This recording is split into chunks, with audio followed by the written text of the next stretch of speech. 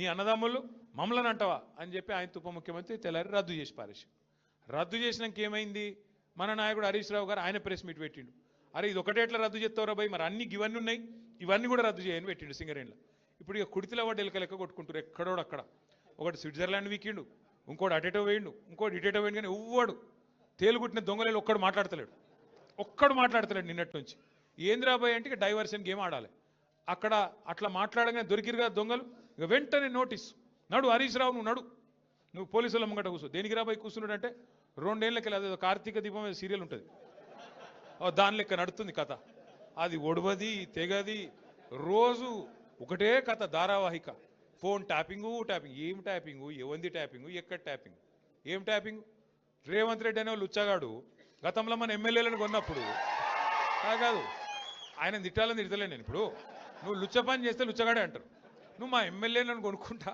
50 లక్షల రూపాయలతో దొరికిపోయిన దొంగవు మరి నీ ఫోన్ ఏమన్నా చూసిరేమో నాకేమెరక ఎవరికేమెరక మంత్రులకు పోలీసు వాళ్ళ పని పోలీసు వాళ్ళు చేస్తారు దొంగలు ఎవడు పట్టుకుంటాడే పోలీసు వాళ్ళు చేస్తే పని వాళ్ళు చేస్తారు మధ్యలో మాకేం సంబంధం ఎవరికి సంబంధం లుచ్చ పని చేస్తే పట్టుకొని లోపలెత్తారా ఎరా మరి అదేదో పెద్ద స్వాతంత్ర పోరాటానికి పోయినట్టు నన్ను జైల్లో దోమలు గుర్తుండే ఎరికేనా అని మాకు అసెంబ్లీలో చెప్తుంది మరి జైల్లో దోమలు కాకపోతే ఏముంటాయి దోమలు బల్లులు ఉంటాయి ఈయనకు దోమలు బల్లులు కాదు ఈయనకు తొండల పిచ్చున్నది బాగా నా డౌట్ అయితే వీళ్ళ నాయన కూడా చిన్నప్పుడు వీళ్ళ తమ్మునికి ఏమో కొండలరెడ్డి అని పెట్టిండు వీని పేరు తొండలరెడ్డి అని పెట్టిండు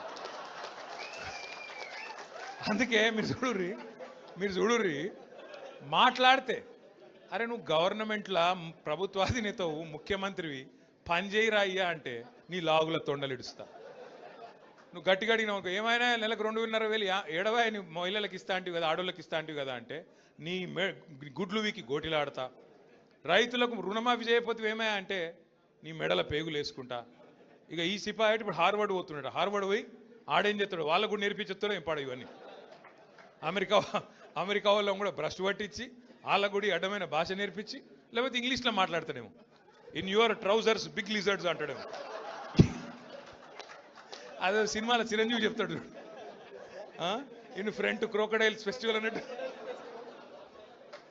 అంటే ఇప్పుడు భాష వచ్చుడు రాకపోవడం పెద్ద ముచ్చట కాదు ఇంగ్లీష్ రావాలనేది కూడా కానూన్ ఏం లేదు కానీ ఈయన బాధ ఏదో నాకు అర్థమవుతుంది నువ్వు ముఖ్యమంత్రి లెక్క పని చేయన్నా 4 మంచి పనులు చేయాలి శభాష్ అనిపించుకోవాలి చెన్నూరులో మేము అంబేద్కర్ భవనం కట్టినాం ఓ మహిళా భవనం కట్టినాం ఓ మార్కెట్ కట్టినాం నువ్వు 4 గట్టు మేము వద్దన్నామా మేము ఒక స్కూల్ కట్టినాం నువ్వు 4 గట్టు మేము 100 కోట్లు తెచ్చినాం నువ్వు 200 కోట్లు నేను ఆపిండా గవి ఏం చేయరట ఒకటే ఎత్తుకున్నారు ఇక వీళ్ళు ఒక లంగ పంచాయతీ అన్నట్టు ఏమన్నా అంటే ఇప్పుడు వివేక్ని పట్టుకుంటే మీ మంత్రిని మొన్న ఆయన చూస్తే నవ్వొచ్చింది నాకు ఆయన తిరుగుతూ ఉన్నాడు మహిళలు అడ్డం వచ్చిర్రు ఏమాయి సారు 2 నెలలకెళ్ళి రోడ్ లేదు మన్ను లేదు ఏం చెప్తున్నావు అన్నారు గవర్నమెంట్ అడుకోపో అంటుండు నువ్వేరా గవర్నమెంట్ నాయనా నువ్వే మంత్రివి నువ్వే గవర్నమెంట్ మర్చిపోయి నువ్వు అంటే ఇంకా కేసీఆర్ ముఖ్యమంత్రి ఉన్నాడు ఇంకా సుమనే ఎమ్మెల్యే ఉన్నాడు వాళ్ళని అడుకోపోరు అన్నట్టున్నది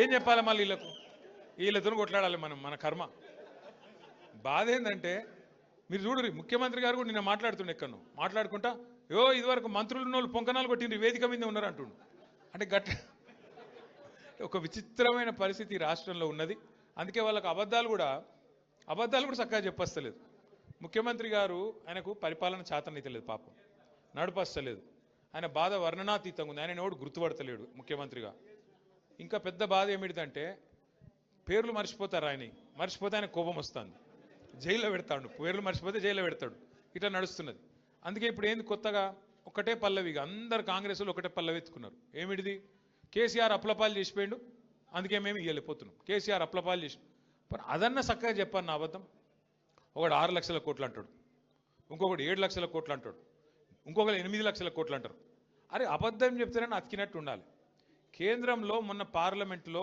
కేంద్ర ప్రభుత్వాన్ని ఒక ఎంపీ గారు అడిగిండు అసలు కేసీఆర్ ప్రభుత్వం చేసిన అప్పెంత మీరు చెప్పండి అంటే కేంద్రం ఏం చేసింది రిజర్వ్ బ్యాంక్ని అడిగింది కాగ్ని అడిగి పార్లమెంట్లో సమాధానం చెప్పింది ఏమని చెప్పింది సమాధానం కేసీఆర్ పదవీ బాధ్యతలు తీసుకున్న నాడు 2014 జూన్ 2 నాడు ఈ రాష్ట్రం ఆనాడు పుట్టిన నాడు అప్పు ఎంతుండే అంటే 72,000 కోట్ల అప్పు ఉండే ఇది కేంద్ర ప్రభుత్వం చెప్పిన లెక్క నాది కాదు కేసీఆర్ దిగిపోయిన నాడు 2023 డిసెంబర్ 3 నాడు కేసీఆర్ గారు దిగిపోయిన నాడు రాష్ట్రం నెత్తి మీద ఉన్న అప్పు 3,50,000 కోట్లు 3,50,000 కోట్లల్లా ఆ 72,000 కోట్లు విరాసత్కు వచ్చింది మనకు.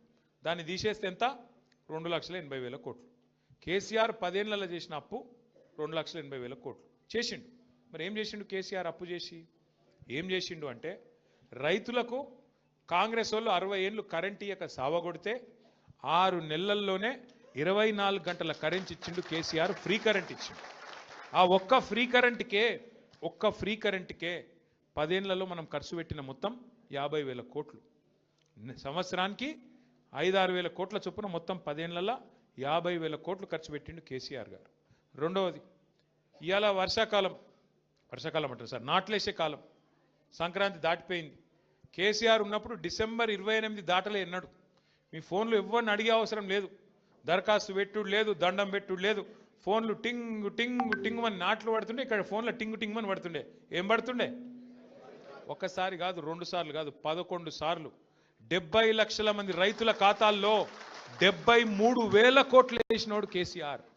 73,000 కోట్లు వేసిండు కేసీఆర్. ఎస్, అప్పు చేసిండు. భారతదేశంలో ఎవ్వరు పెట్టని పథకం పెట్టిండు. 73,000 కోట్లు మీ ఖాతాలు వేసిండు. ఇదివరకు ఎవరన్నా ముఖ్యమంత్రి, ప్రధానమంత్రి పైసలు ఇచ్చిరా రైతులకు? గుంజుకున్నోళ్ళే తప్ప ఇచ్చిన వాళ్ళు ఉన్నారా? రైతులకు ఉచిత కరెంట్ ఇచ్చిండు, బ్రహ్మాండంగా పెట్టుబడి సాయం చేసిండు. ఒక రైతు చచ్చిపోతే 5 లక్షల రూపాయలు సంవత్సరానికి 1,500 కోట్ల ప్రీమియం కట్టిండు కేసీఆర్. ఇంటింటికి నల్లా పెట్టి 40,000 కోట్లు ఖర్చు పెట్టి మిషన్ భగీరథతో ఇంటింటికి నీళ్ళు ఇచ్చిండు కేసీఆర్ గారు.